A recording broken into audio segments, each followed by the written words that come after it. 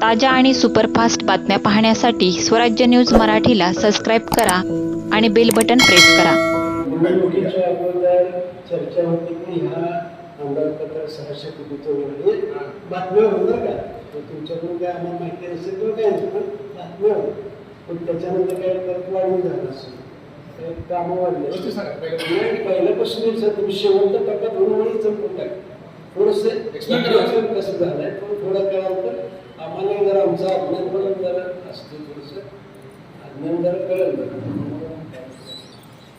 तुम्ही लोक असं तुमच्याकडे सिस्टीम चुकीचं बरोबर सर, आम्ही काय म्हणतो तुम्ही जो लपितो काम करत नाही असं कोण म्हणताय का? म्हणत नाही, पण तुमच्या जे सिस्टीम चालताना खाली ते लोक आजपर्यंत लपवत आलेले आहेत. आजपर्यंत त्या लोकांना कुणीतरी अभय देत आहे की बाबा जे टॅक्स भरत नाही त्यांना अभय देत आहे.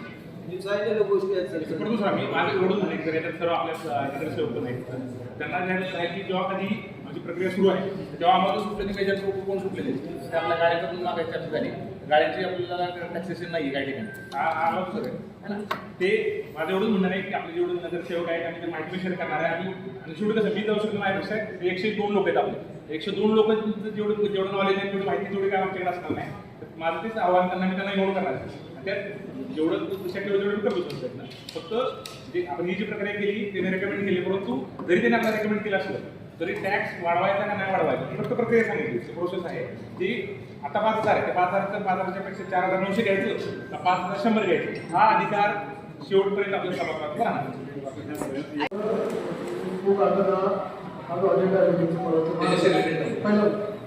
दुसरा मुद्दा दुसरा मुद्दा असा माझी पूर्ण होता. दुसरा मुद्दा असा, माझं जेव्हा पार्टी मिटिंग झाली होती, पार्टी मिटिंगच्या वेळेस मी सर्व सदस्यांना आपल्याला भविष्यात आपण थोडा अभ्यास करावा म्हणून मी ती नोट केली होती.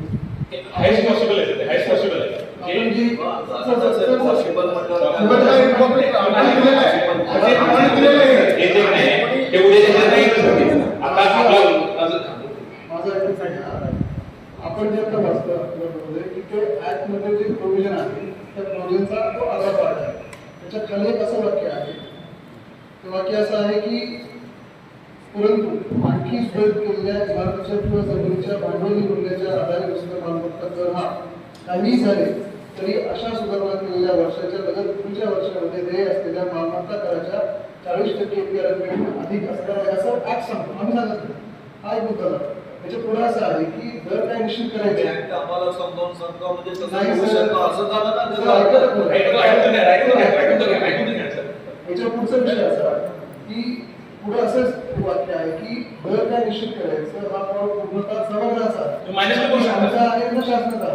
सभागृहाचे ठरवून उद्या जो प्रस्ताव आहे सर तो त्याच्याशी ह्या काय रिलेटेड नाही. त्याचे काल तो ते अगोदर पाठवलं माहितीसाठी पाठवलं होतं. उद्याच्या प्रस्तावाचा मी वाचा तुझ्या प्रस्ताव जोडले वाचा त्यात नाही लिहिलं काय ते जे वर्ल्ड बँकेने आम्हाला रेकमेंडेशन दिलं ते आम्ही फॉरवर्ड केले. त्याच्यामध्ये कुठे दुप्पट किंवा तिप्पट काही मिळलेलं आहे. अल्टिमेटली हा पूर्ण जो आपला हे आहे अधिकार आहे तो सभागृह होता.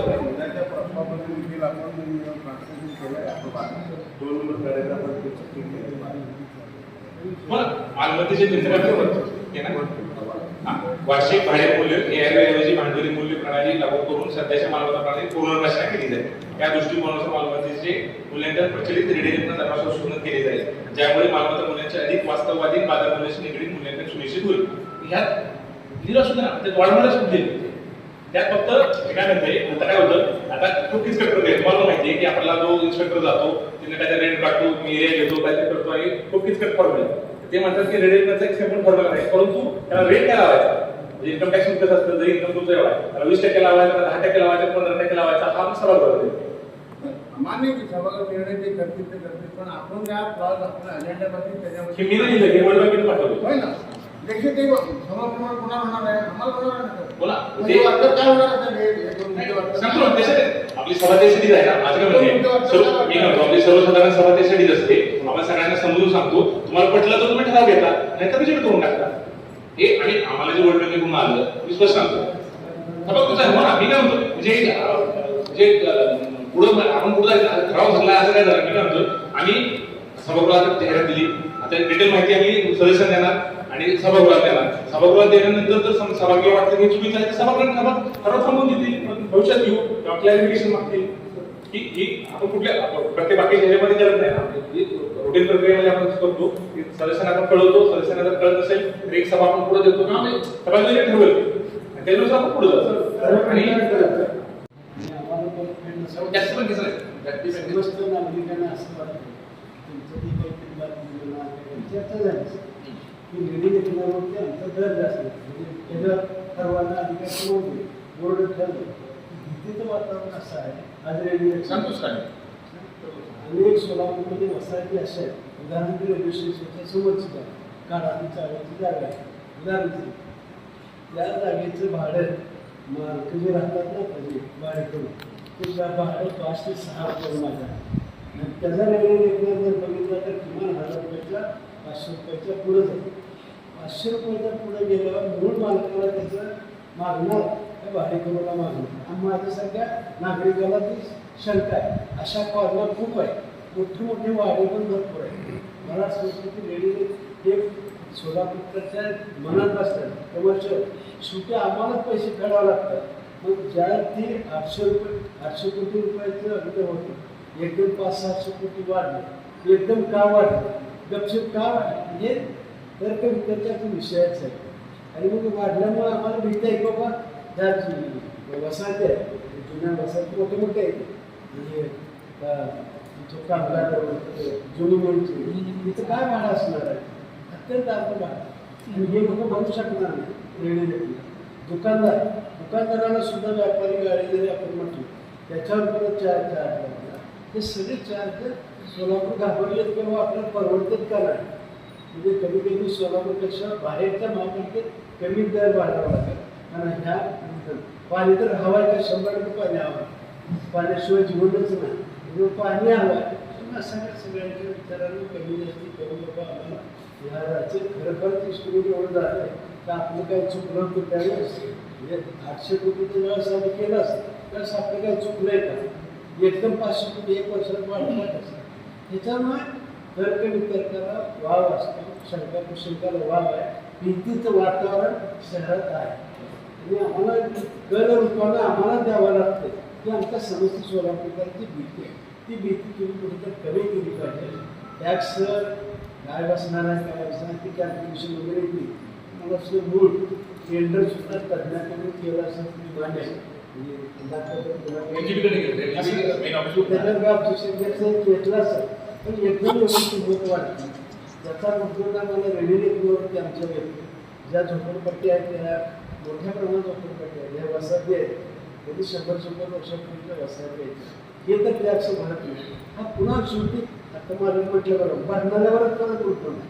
आणि हा कुठेतरी मनामधली शंका महापालिकेच्या अधिकाऱ्यांनी काढली तर आमच्या सगळ्या नगरसेवकाला सुद्धा कळलं आणि आम्ही नगरसेवकांनी नागरिकाला सांगू बाबा असं घाबरायचं काय कारण नाही, हे असं असं होणार आहे, आपल्याला असा कर बसणार आहे.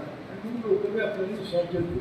आणि आता ही धक्के आवाज प्रेशर खाली चाललंय का, दबाव वाढायला लागलाय का, वाटतं तसे पैसे किमती लावा लागलेत का, त्याच्यातून काय गोडमान आहे का, अनेक शंका कुशंका होत्या. तेवढं पारदर्शक कारभार व्हावा याच्यात आपलं मी काय आमचे जे सभा होईल ना त्या दिवशी आता आपण जसं म्हणलं ना ते सगळं आम्ही आमच्या यांना सांगतो आणि त्यात वाटतं प्रेस नोट करून हे आहे की काही जरी त्यांनी रेकमेंडेशन दिले असेल तर आता काय जेव्हा आपल्या 1991 साली भारतामध्ये जेव्हा हे झालं देशावर आपत्ती आली तेव्हा आपण IMF कडनं जेव्हा लोन घेतलं तेव्हा सुद्धा त्यांनी काही आपल्याला जसं IMF सांगताना तसं त्यांचा उद्देश काय असतो की एखादी जर संस्था आहे त्याला चांगलं चालण्यासाठी डिसिप्लिनमध्ये राहण्यासाठी काहीतरी तुम्ही चांगल्या शिस्त लावा त्यासाठी रेकमेंडेशन करतात. परंतु हा आपल्याला कुठलाही टॅक्स लावायचा हा पूर्ण अधिकार आहे तो आपल्या सभागृहाचा आहे, तो त्याचा सार्वभौम अधिकार आहे आपल्या सभागृहाचा.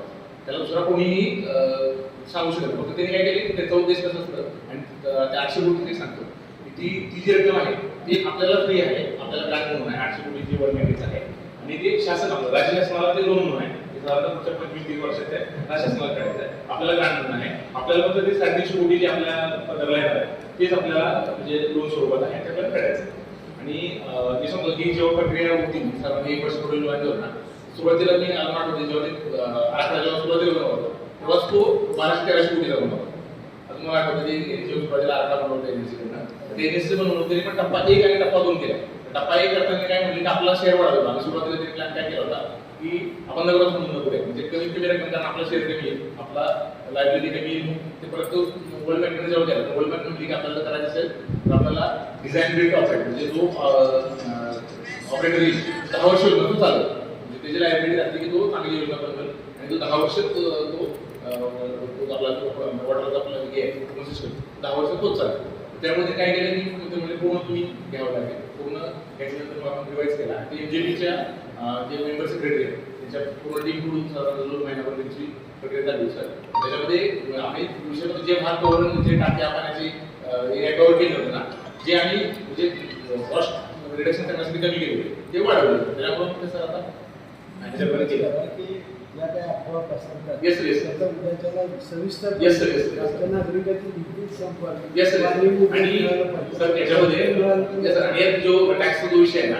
मी पुन्हा एकदा सांगू इच्छितो की जरी ती कुठली कशी टॅक्स लावली तर ते वाढवायच्या नाही वाढवायचं सभा करावी त्यांनी फक्त प्रणाली सांगितलेली आहे आपल्याला ही प्रणाली ना म्हणजे बऱ्याच वेळा आपल्याला काय झालं की म्हणजे मला जर सांगितलं नाही कॅल्क्युलेट करून द्यायला एखाद्या ठिकाणी तर आपली पद्धत इतकी किचकट आहे की काढायचं मग ते काहीतरी वेगळं असतं मग त्याला रेंट निघतं रेंट निघून मग पण काहीतरी निघतं ती किचकट प्रणाली आहे की आपल्याला त्या इंटरनल पण आवडून जाते फक्त तू दर किती लावायचा म्हणजे समजा आजच्या घडीला 5000 आहे तर ते फॉर्म्युला कसा यूज करायचा 5000 कमी करायचं 5000च्या खाली घ्यायचं हा अधिकार आपल्या सभागृहाचा नाही अजून नाही ते आता रेकमेंडेशन दिले ते जो आपण नाही तसं काही नाही त्यासाठी वेगळा रेकमेंडेशन दिले त्यानंतर जर आपल्याला बदल करायचा असेल सभागृह मान्यता दिली तर त्याच्यात कसं येणार त्याचे स्लॅब काय असणार त्यात दर काय असणार रेसिडेन्शियलला काय उद्या फक्त ते काय केलं रेकमेंडेशन पास केलं जर आहे काय आपल्याला तर ते तुमच्या मान्यतेशिवाय अजिबात होणार आणि त्याच्यामध्ये त्यात त्याचं पुन्हा उद्या नाही संपूर्ण त्याच्यामध्ये जो येणार आहे तो डिटेल पास करू असं कारण जरी आपल्याला ते इम्प्लिमेंट करायचं असेल ना ती सोपी प्रक्रिया नाही आपल्याला ते करण्यासाठी किमान 1 वर्ष लागेल त्याच्यामध्ये प्रत्येक असते त्याच्या एरिया होतो कसं असतं की कुठली प्रॉपर्टी असते ती प्रॉपर्टी कधी बांधली त्यानंतर येतो त्यानंतर डेप्रिसिएशन त्याच्या किती वर्ष झाली त्या बांधून ते काढतो दर येतो तो आल्यानंतर आपला समजा आता सध्या 5000ला आपल्याला टॅक्स येतो तर तो 5000च्या वर जाऊ नये किंवा तो किती व्हायचा तो दर काय पर्सेंटेज किती रेट लावतो हा पूर्ण अधिकार आपल्या सभागृहाचा ते आपल्याला ते इम्प्लिमेंट करायचं असेल तर इम्प्लिमेंट करताना पूर्ण सभागृहाला सांगतो पूर्ण अधिकार सभागृहाचा त्यामुळे अजिबात कोणीही त्याच्यात ते बाळगून नये आपण काहीतरी लपून छपून करतोय किंवा काय करतोय आता मला कोणीही बातमी आणली कारण आमच्या कागदात बघा तुम्ही जरी आम्ही प्रेसला दिले इंग्लिश मध्ये दिली मी म्हणतो की समजा आमच्या त्या नगरसेवक त्याच्या मार्केट ट्रान्सलेशन करायचं राहील तरी त्यात मला तुम्हाला कुठला शब्द दिसला ना की 2 करा 5 करा ते फक्त प्रक्रिया अडॉप्ट करायला सांगितली आहे ना त्या नगरसेवकांनी दिलेलं आहे आपण एक सांगतो तुम्ही वाचा 2 आयुक्त साहेब काय सांगते त्या दुप्पट करा ते म्हणजे पेपरला काय संपूर्ण लागेल दुप्पट करा ते पण असं ते टाके सगळं त्या जी जागा आहे ते सगळं आपल्या म्हणजे खात्रीत आहे की किंवा काय परिस्थिती आहे प्रेझेंटेशन ठीक आहे त्याची पीपीटी आणि आपण जसं याला प्रेझेंटेशन दिलं होतं ना कुठल्या टाक्या आहेत त्याचा एरिया निवासी प्रयोजनासाठी वापरण्यात येणाऱ्या इमारतीच्या बाबतीत अशा दिनांकापासून जगतपूर्तीच्या वर्षामध्ये त्यांच्या बाबतीत बसवता योग्य असलेल्या मालमत्ता कराच्या रकमेचे दुप्पट रकमेपेक्षा अधिक असणार नाही आणि दोन्ही अनिवासी प्रयोजनासाठी वापरण्यात येणाऱ्या इमारतीबाबतीत अशा दिनांकापासून जगतपूर्तीच्या वर्षामध्ये त्यांच्या बाबतीत बसवता येण्याजोग्या असलेल्या मालमत्ता कराच्या रकमेच्या तिप्पट रकमेपेक्षा जास्त अधिक असणार नाही तुम्ही काय म्हणता एक मिनिट तुम्ही काय म्हणताय की दुप्पट होणार नाही दुप्पट होणार नाही म्हणलं कोण ऐकत कसं